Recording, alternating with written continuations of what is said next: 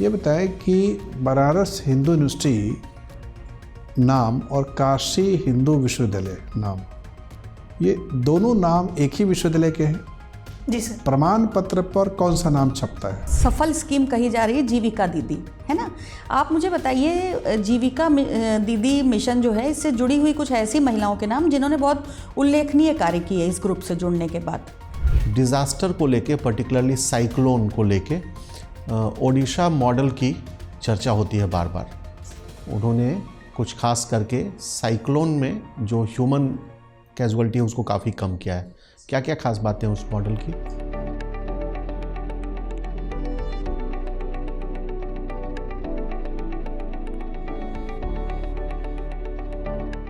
मैकमेन sir. कम इन।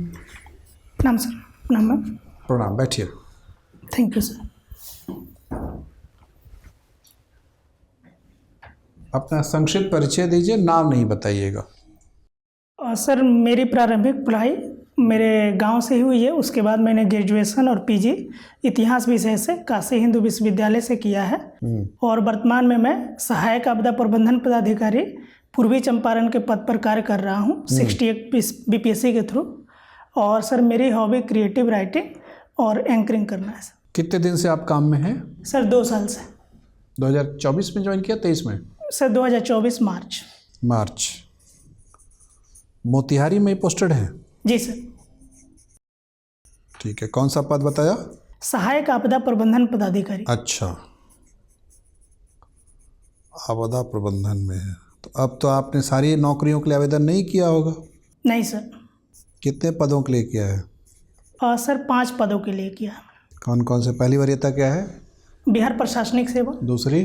बिहार शिक्षा सेवा। तीसरी? बिहार निबंधन सेवा। चौथी है सर सहायक निदेशक समाज कल्याण विभाग के तहत आते हैं। पांचवी? वो भी सर समाज कल्याण विभाग के तहत ही। एडीडी। पुलिस सेवा के लिए नहीं किया? सर मेरी फिजिकल योग्यता नहीं है, हाइट नहीं है सर। और वित्त सेवा के लिए भी नहीं किया? सर वित्त सेवा को नीचे रखा टॉप 5 के अंदर। तो सहायक असिस्टेंट कमिश्नर सेल टैक्स होते हैं ना? जी सर। तो उनका स्केल 9 में आता है, तो उसको नीचे क्यों रखा है? सर सिर्फ मैंने लेवल 9 के ही पदों को रखा है। अभी जो मैंने बताया वो भी लेवल 9 के ही पद है।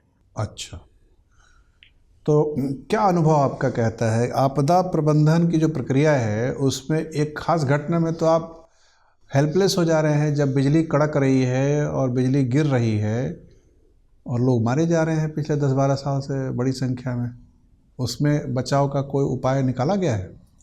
हाँ सर, अगर हम देखें बिहार में एक नीतीश पेंडेंट पटना एनआईटी पटना के साथ मिलकर बनाया गया है, जो अगर वज्रपात लाइटिंग संबंधित सूचना अलर्ट के माध्यम से प्रेषित करता है और बिहार राज्य आपदा प्रबंधन प्राधिकरण के सहायता से या ग्रामीण स्तर पे वितरित भी किया जा रहा है।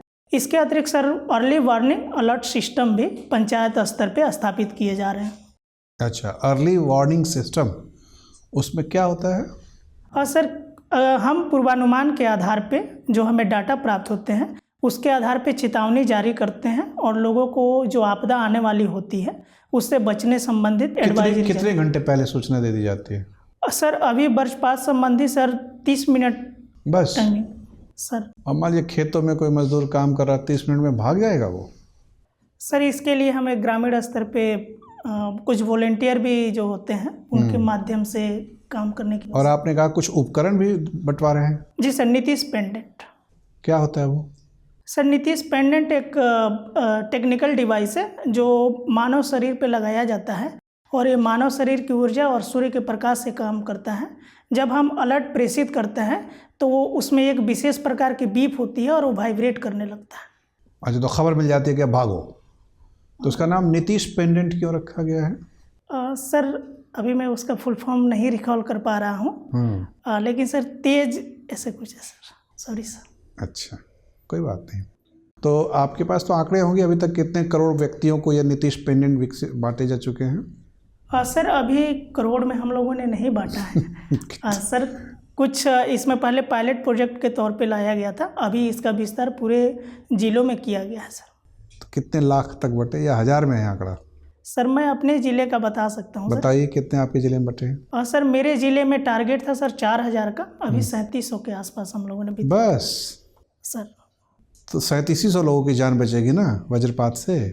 सर कम्युनिटी लेवल पे सिर्फ और भी लोग उनको ट्रेंड भी करते हैं कि अगर आपको अलर्ट आता है तो आप इसी बाकियों को भी हल्ला कर दीजिए कि भागो भागो भागो, नहीं? सर मुझे लगता है कि लेकिन क्या इस बात का अध्ययन हुआ कि आजकल ये बिजली कड़कने की अर्थात वज्रपात की बारंबारता और तीव्रता बढ़ क्यों गई है? पहले तो नहीं होता था इतना।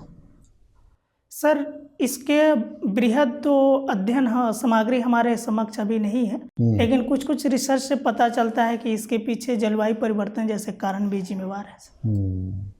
कई दूसरी विदेशी ताकतें तो नहीं इसमें लगी हुई हैं? सर मुझे नहीं ऐसा नहीं, क्योंकि आजकल तो लोग कह रहे हैं कि बादल प्रबंधन का टेक्नोलॉजी उपलब्ध है, क्लाउड मैनेजमेंट, क्लाउड सीडिंग होता है सर। कृत्रिम वर्षा होती है। सर लेकिन मुझे इसके बारे में जानकारी नहीं है। अच्छा कोई बात नहीं।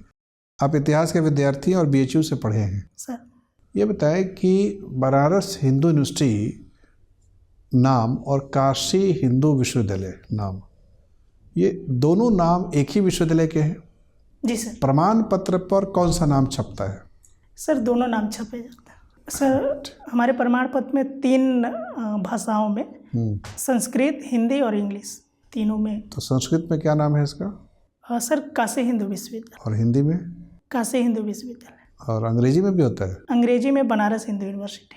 ऐसा क्यों करते हैं? सर जब एक्ट बना था तो उसमें इसका इंग्लिश जो नामकरण था वो बनारस हिंदू यूनिवर्सिटी के तौर पे ही हुआ था। अच्छा, तो इस BHU के अलावा और भी किसी विश्वविद्यालय में इस तरह से 2-3 नामों की प्रथा है? सॉरी सर मुझे ध्यान नहीं है सर। अच्छा कोई नहीं। मेरा अंतिम प्रश्न है, बिहार की प्रथम महिला IPS अधिकारी कौन थी? Sorry sir. ठीक है, धन्यवाद। ये बताइए, अभी आपकी बात हुई सर से, नीतीश पेंडेंट, ये बनाया किसने है? मैम इसको BSDMA के साथ सहयोग से NIT पटना के बनाया है। NIT पटना या IIT पटना? मैम जहाँ तक मैं रिकॉल अच्छा, कर पा रही NIT पटना के इंजीनियर्स ने बनाया है जी। कितनी कॉस्ट आती है लगभग एक डिवाइस की? मैम इसका अभी कॉस्टिंग जो होता है एस्टिमेट जारी नहीं किया गया, तो इसके बारे में। अच्छा ठीक है। आप मुझे ये बताइए कि आपने क्योंकि BHU या काशी विश्वविद्यालय से पढ़ाई की है, काशी नाम कहाँ से आया है? मैम जब हम देखते हैं हमारे प्राचीन ग्रंथ तो उसमें एक कहानी भी है कि राजा काश हुए, उनके नाम पे इसका नाम काशी पड़ा। और ये भी कहा जाता है कि ये भगवान शिव के चमक से कशिका पहले कहा जाता था, उसी से आगे इसका नाम काशी पड़ा। ठीक है, तो आप तो कुछ वर्षों तक वहाँ रहे हैं जी। काशी का जो पूरा सामाजिक ढांचा है ना, वो एक अलग ही प्रकार का है, एक अलग किस्म की अल्हड़ता है और बहुत सारा साहित्य उपलब्ध है जो काशी को समझने में बहुत मदद करता है। क्या आपने काशी या बनारस पे लिखा हुआ कोई साहित्य पढ़ा है? आपको लेखन पसंद है?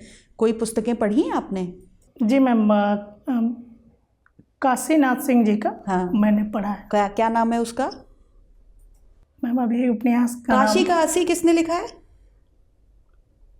Sorry ma'am. अच्छा, अभी हिंदी में ना बहुत लेखन ऐसा हो रहा है जिसमें IIT BHU या BHU के जो छात्रावास है ना, उनकी पृष्ठभूमि में बड़ी सारी कहानियां लिखी गई हैं। तो ऐसा क्या है वहाँ पे, क्यों इतना नए लेखकों को इतना आकर्षित क्यों कर रहा है वो? मैम ऐसा माना जाता है कि जो काशी है उसमें एक अध्यात्म भी है, इसके साथ साथ आपको एक उत्सव उमंग भी है। एक तरफ मोह है तो दूसरी तरफ माया भी दिखती है। तो इन सब से वहाँ का जो वातावरण है वो आकर्षित करता है। और जहाँ तक काशी हिंदू विश्वविद्यालय की बात है तो वहाँ साहित्य और कला के क्षेत्र में हमेशा से ही प्रमुख लोग निकले हैं और कहीं ना कहीं वो विरासत भी आकर्षित करते हैं। ठीक है, आपको एंकरिंग करना पसंद है, तो आप स्कूल कॉलेज के टाइम पे एंकरिंग करते रहे थे? जी मैम। इतिहास आपने पढ़ा है, कुछ ऐसे महान शासक या महान शासिकाएं या महान व्यक्तित्व प्राचीन भारत, मध्यकालीन, आधुनिक, कहीं से भी, जिनके प्रोग्राम में एंकरिंग करने की आपकी बड़ी इच्छा थी और अधूरी रह गई, या आपको लगता है मैं उस समय होता तो इनके कार्यक्रम में जाके जरूर एंकरिंग करना चाहता? अगर मैं मुझे मौका मिलता तो मैं सम्राट अशोक के राज दरबार में। और क्या कहते फिर उनके बारे में? मान लीजिए आप दरबार में बुला लिए जाते, अब आपको बोलना है सम्राट के बारे में, तो आप क्या कहते? मैम जो सम्राट अशोक के द्वारा जो लोक कल्याणकारी कार्यक्रम लागू किए गए थे और वृद्धजन से लेकर समाज के हाशिए पे सभी लोगों को एक समान नज़र से उनका मान सम्मान करने की बात कही गई थी। तो मैं उसको सभी जो भी उनके मंत्रिमंडल में लोग शामिल होते तो इसका बृहद प्रचार प्रसार करने संबंधित ठीक है। बिहार की एक बहुत सफल स्कीम कही जा रही है जीविका दीदी, है ना। आप मुझे बताइए जीविका दीदी मिशन जो है इससे जुड़ी हुई कुछ ऐसी महिलाओं के नाम जिन्होंने बहुत उल्लेखनीय कार्य किए इस ग्रुप से जुड़ने के बाद। जी मैम, अगर हम लोग जीविका से देखते हैं तो नालंदा की एक ललिता देवी जी का नाम आता है और इसके उन्होंने क्या किया? उन्होंने मशरूम की खेती में, ठीक है, उनको नेशनल अवार्ड भी मिला है। ठीक है। और इसके अतिरिक्त मैम अभी एक सोलर दीदी भी चर्चा में थी, बिहार की ही महिला है, वो कौन है? सॉरी मैम, अच्छा ठीक है, कोई बात नहीं है। आप मुझे ये बताइए कि बिहार सरकार जो है वो इन्वेस्टमेंट के लिए बहुत सारे प्रयास कर रही है, उसी में से एक है बिहार बिजनेस कनेक्ट। ये क्या है?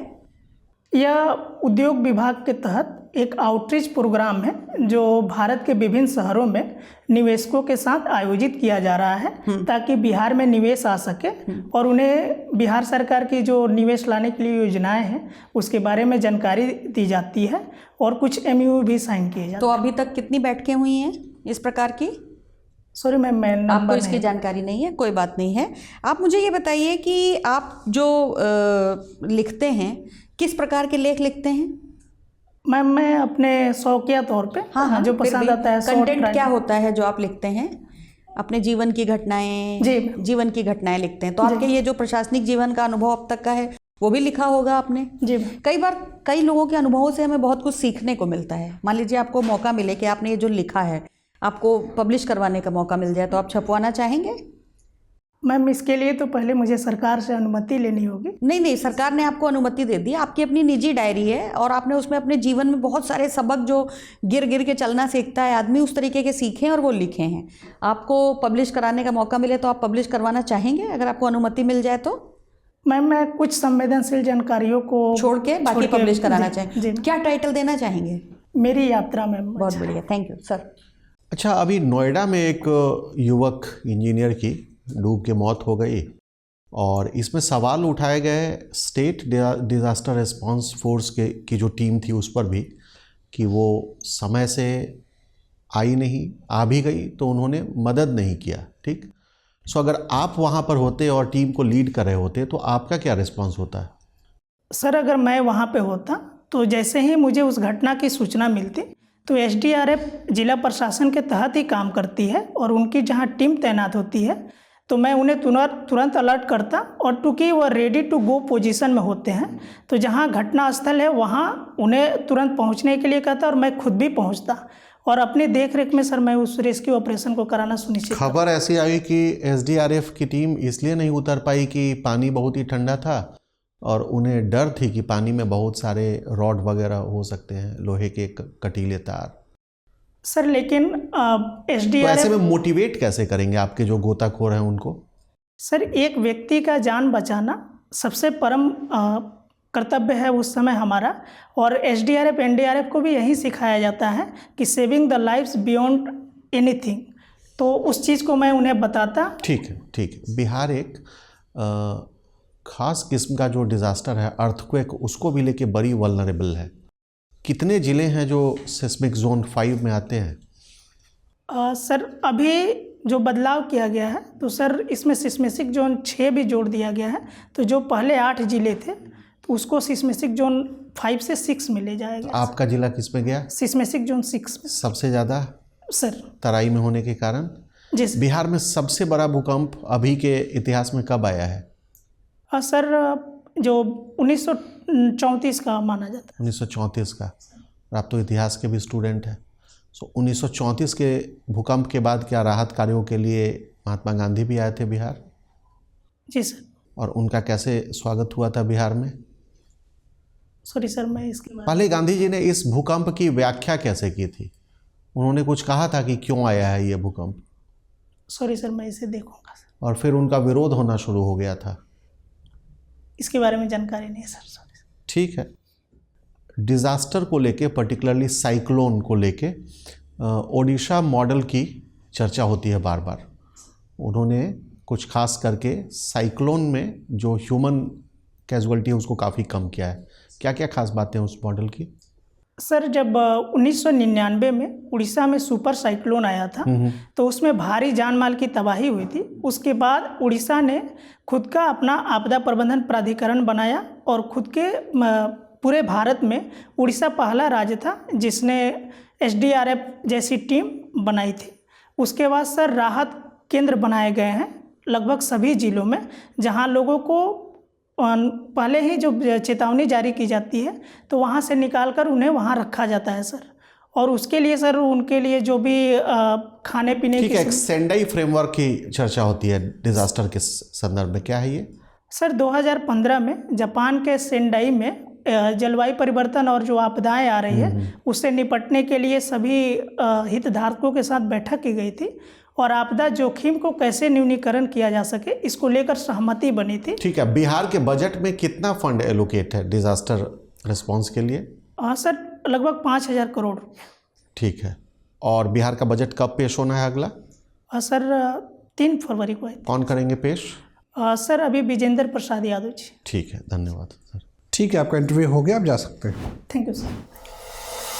आइए बैठिए। बहुत अच्छा उम्दा परफॉर्मेंस है आपका। मुझे लगता है इस परफॉर्मेंस पे आराम से 85-90 नंबर मिल जाएंगे। पिछले इंटरव्यू में कितने मिले थे? सर पिछले इंटरव्यू में 77 मार्क्स मिले थे। ठीक है, तो आप इम्प्रूव कर गए। जब 77 दिया था तब नौकरी में नहीं थे। जी सर। अनुभव नहीं था, अब आपके पास नौकरी का अनुभव है। तो 77 था तो 95, 85, 90 तो अपने आप हो जाएगा। ठीक है, परफॉर्मेंस बहुत अच्छा है और लगभग हर जगह बहुत अच्छा है। सिर्फ एक जगह आपको हल्का सा कन्फ्यूज़न था कि वो पेंडेंट IIT पटना ने डेवलप किया था, NIT ने नहीं किया था। जी सर मैं गलत बोल गया था, NIT ने। कोई बात नहीं जी। तो बाकी सब जानकारियाँ अच्छी हैं और थोड़ा बहुत और डिपार्टमेंटल रिपोर्ट को पढ़िए, जैसे टोटल कितना डिस्ट्रीब्यूशन हुआ। आपने अपने ज़िले का तो 3700 बता दिया।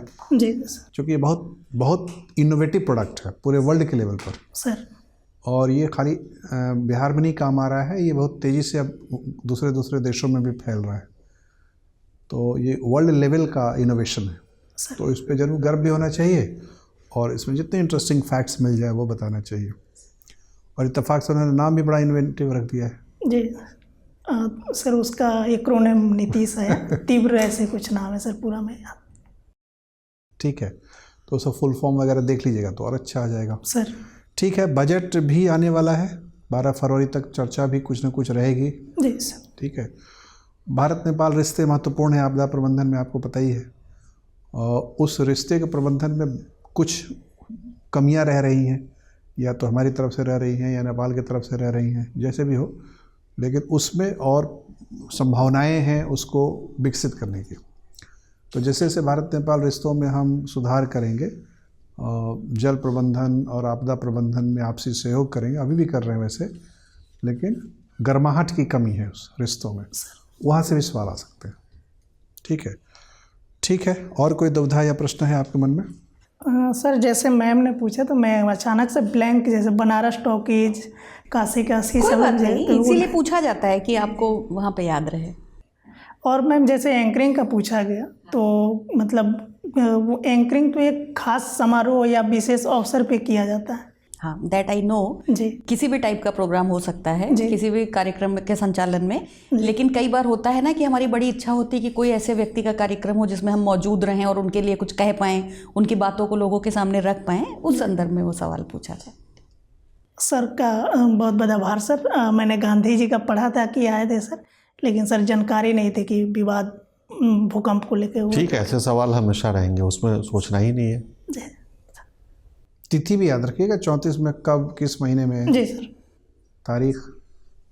जी सर, ये इसको मैंने लिखा हुआ है सर, अभी देख लो।